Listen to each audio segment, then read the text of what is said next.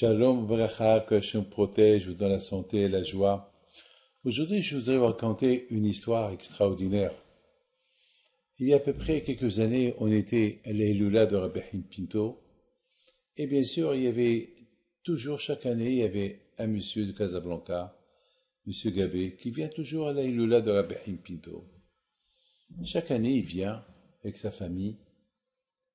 Alors, déjà, il a eu déjà son père un grand miracle avec Rabbi Haim Pinto. Son père, un jour, il devait se marier. C'est une histoire, elle date peut-être il y a 120 ans. Il n'avait pas d'argent pour se marier. Alors, vous savez, à l'époque, le mariage de l'époque, c'était pas des mariages comme aujourd'hui. À l'époque, c'était des mariages pauvres. C'est 10 personnes, 20 personnes, c'est tout. C'était à la maison que les gens se mariaient, je me rappelle très bien. Et c'était pas tout le monde qui pouvait se permettre, même inviter 30 personnes. Et bien sûr, Alav Shalom, Hanania Azoulay, il était un peu très très chagriné parce qu'il n'avait pas de quoi se marier. Et Rabbi Haim Pinto, Alav Shalom, mon grand-père, il passe, il dit Hanania, qu'est-ce que tu as? Il dit Hacham, demain je me marie, j'ai rien, j'ai honte. Voilà, tout est fait, tout est prêt. Et j'ai pas pour la cuisinière, j'ai pas ça, j'ai pas ça. On dirait qu'aujourd'hui, aujourd'hui, ça coûte des dizaines, des centaines de milliers de dollars. À l'époque, c'était quelques pièces, c'est pas, mais à l'époque, c'était pas facile d'avoir l'argent. On se rappelle tous que, aujourd'hui, grâce à Dieu, chacun il a une maison de 2 chambres, 3 chambres, une villa. À l'époque, les familles vivaient par chambre. Même ma femme, elle m'a dit qu'en Algérie, il y avait beaucoup de familles juives, ils habitaient dans des chambres. Chaque famille dans une chambre. À Essaouira, Omela, c'était que les riches, soi-disant les riches, qui pouvaient se permettre d'avoir un riad, avoir une petite villa, une cour, ou quelque chose comme ça. Bon, Rabbi Haim Pinto Alav Shalom, il lui dit, tu sais quoi? Tu vas aller à tel et tel endroit et tu vas trouver de l'argent et prends temps pour toi et tu m'apportes le reste.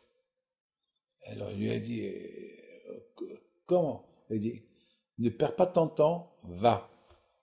Va ce que je te dis, fais. C'est de l'argent que quelqu'un a perdu, il est au public, quiconque qui les trouve, il n'y a pas de simanim, il n'y a pas des signes à qui ça appartient, donc ça appartient à tout le monde. Alors vite, va avant que quelqu'un d'autre il y trouve. Ben, Hanania Azoulay, il est parti à l'endroit où Rabbi Haim Pinto, il lui a dit, il trouve dans un petit coin un petit sac. Il ouvre, il y avait là-bas des pièces d'argent. Il vient chez Rabbi Haim Pinto avec le sac. Il a dit, prends ce que je t'ai dit et mets de côté le reste. Et c'est avec ça il s'est marié. Il a fait un très beau mariage. Maintenant, son fils, son petit-fils, son petit-fils, Sami Gabé, il n'a pas d'enfant. Il a des filles, pas de garçons. Alors, chaque année il vient. Alors, un an, le jour d'Aïlou de Rabbi Haim Pinto, tout le monde lui a dit, ça y est, maintenant c'est l'année prochaine, si Dieu veut, tu auras un garçon. Ça y est. Et il a dit, bon, c'est Hachem il veut, c'est Hachem il veut. Alors tout le monde, il lui a dit, oui, Hachem il veut. Alors il se retourne vers moi et me dit, et toi, Rabbi David, qu'est-ce que tu dis? Je dis, Be'ezat Hachem, Rabbi Haim Pinto, l'année prochaine, tu auras, à l'Aïlula de Rabbi Haim Pinto, tu auras un garçon, si Dieu veut, avec le mérite du tzaddik. Maintenant, Baruch Hashem, il y a eu un miracle. 3 mois plus tard, sa femme est tombée enceinte. Alors ça fait, maintenant, il y avait un problème. Tout le monde, ils lui ont dit, et nous aussi on lui a dit, l'année prochaine, le jour de l'Aïlula, tu auras déjà le garçon. Alors maintenant, Et l'Aïloula de Rabbi Haim plutôt il est venu. Ah, donc lui aussi il est venu bien sûr, mais pas avec sa femme, pas sa femme. Ils lui ont dit qu'elle va accoucher à Rosh Hashanah. Alors pendant le Shabbat, c'était le 26 Elul le Shabbat, le 26 Elul. Alors, il a bu un peu, il a commencé à rigoler. Il a dit, bon, Baruch Hashem, ma femme elle est tombée enceinte, très bien, mais tout le monde m'a promis que le jour de la Hilula de Rabbi Haim Pinto, elle aura le garçon. Mais là, elle va accoucher que à Rosh Hashanah. Alors tout le monde lui a dit, espèce de fou, mais Baruch Hashem, elle est enceinte, voilà. Oui, mais on m'a dit que je viens avec le bébé. Ou bien le bébé, il sera déjà au monde.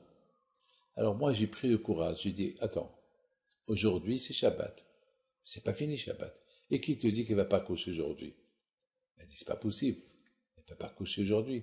J'ai dit, question c'est. Et bien sûr, il est chemin Shabbat, il ne peut pas appeler, ni rien du tout. Donc il s'est tué. Il a dit, bon, on verra.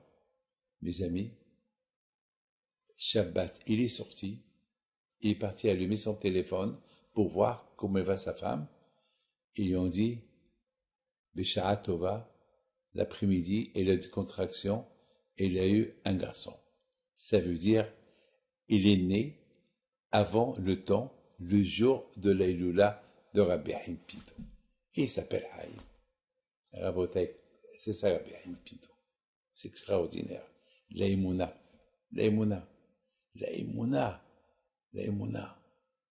Voilà. Qu'Hachem vous protège et que son zéro soit avec vous. Amen. Keneratson.